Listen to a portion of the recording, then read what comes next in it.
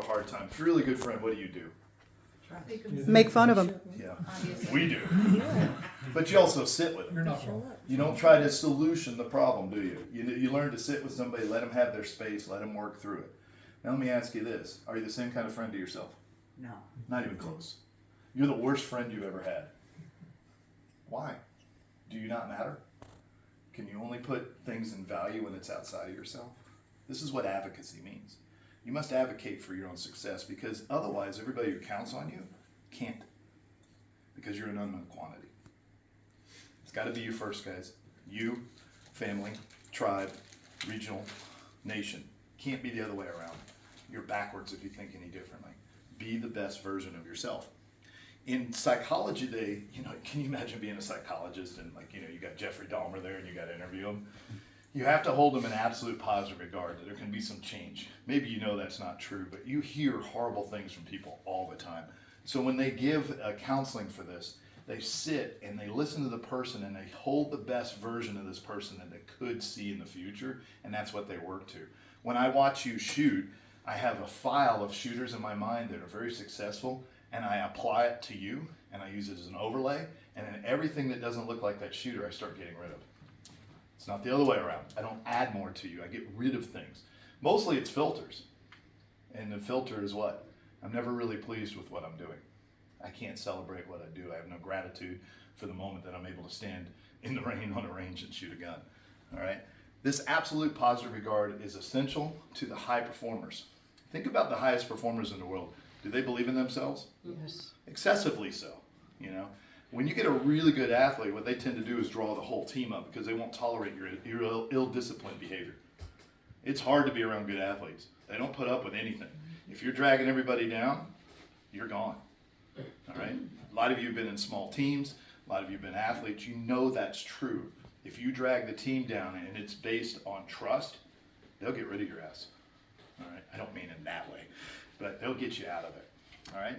When you correct yourself, do it without emotion. There's a really good reason for this. It's not hippie stuff. There's the amygdala, which is our fight, flight, or freeze. Okay? And what happens is that's a survival mechanism, and it's very potent, it's very powerful. I wish they wouldn't have named it flight. Would have been better if they named it assess. Because sometimes the right thing to do is to freeze. Animals do it, humans do it. If you've ever patrolled, you know the right time sometimes it's not to move. And if you enter an environment and you're not sure what's going on, the right thing to do is to stop and assess the situation. It's not necessarily a freeze. Freeze comes when you can't decide either to leave or to take action. And it happens to all of us. Raise your hand if you've ever frozen before. There's not a person in the world. How do you overcome the freeze? You breathe out. Let's make that essential. You exhale. All right? Let the breath go. When you correct yourself, if you do it with some sort of critical mindset, you drop into the amygdala. The amygdala also records how it felt, what you smelled, and how you're present. This is PTSD. It is a recording in the deep level, and it's a secondary recording, and it's very hard to purge without deep work. So when you're training yourself and you get that correction and it's not emotionless and you say, I suck, what you're saying is, I'm in a survival mechanism, so therefore you can't learn a higher skill.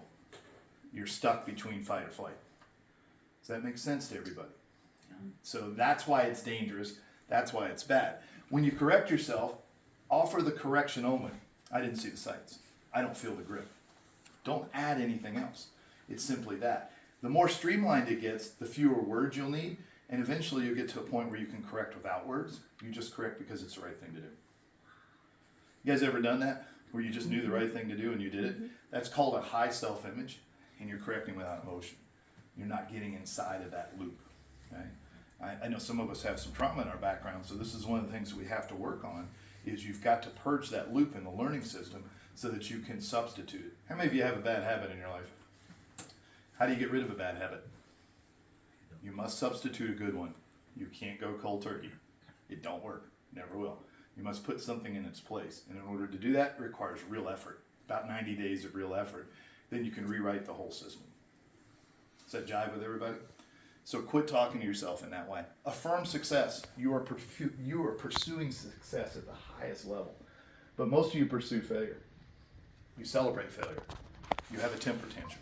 You show everybody how much it concerns you that you didn't do well. Instead of saying, that was too little. When you miss, it was simply too little.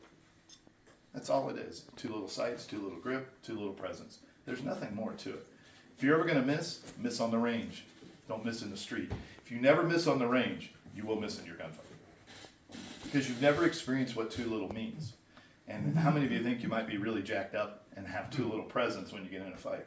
Now, people that train at a very high level have the opposite experience. It seems way too easy. All right? When we train for a fight, we don't fight like we train. We train better than we fight. So the fight feels easy. All right? I don't have to make it harder than it is. What I have to do is well program the person so whenever they see something, they can make split-second decisions and they can believe in their ability to do it. Sometimes you lose a fight. You know, if you lose a fight against a better opponent, you'll have respect for them. That's okay. It helps you grow. We can't do it in this venue, so let's make sure we have the failures on the range. Let's push and see what too little feels like. Let's see where we're no longer effective, and then make good decisions. You know, if there was an active killer at a mall, how many of you would intervene? All right. Now, it depends, right? How you with your family? Yeah, that's exactly it. So, like, we've got grandkids. If the grandkids are with us, we're leaving. You're all in your own. That's the way it is. There's no way we could go back to our daughter and say, I tried to save the situation and I got your kids killed. My priorities will switch because context matters in shooting. It always will. You are not an absolute high performance machine, but some of you are high responders and you tend to jump into things. The worst version of that is somebody who puts themselves in a situation with no skill.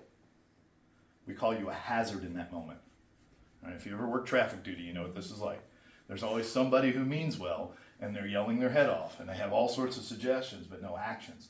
What I would like you to do is be the hero to understand what you're capable of, what you're effective, and understand exactly how you're driven and what you could do. It's as important to know what you can do as what you can't do. Okay? If we affirm success, we'll know that. Track your metrics. All right, be a precision shooter. All right, use dope, data on previous engagements. All right, how did I get better? Not that kind of dope. all the sniper guys like, yeah, and she's like, dope? Thank you, Marine Corps. All right, but collect this so you know who you are. Shoot test more than once or twice. Shoot them 10 times. Shoot them 20 times. Get your averages out. Really figure out what you're capable of and then accept it. Like yesterday, some of you shot the bullseye test and I asked you for what your average score was, and I'm going to use Dan because Dan practices a lot, and I complimented him and Alex because they're practicing all the time and I see their progress. But I asked him what is a good score. He said 285. What did he shoot on the test? 284. So he knows exactly who he is. Should he be upset that he didn't shoot a 285? Hell, if he shot a 270, he should just be fine. And if he shot a 300, he should just be fine.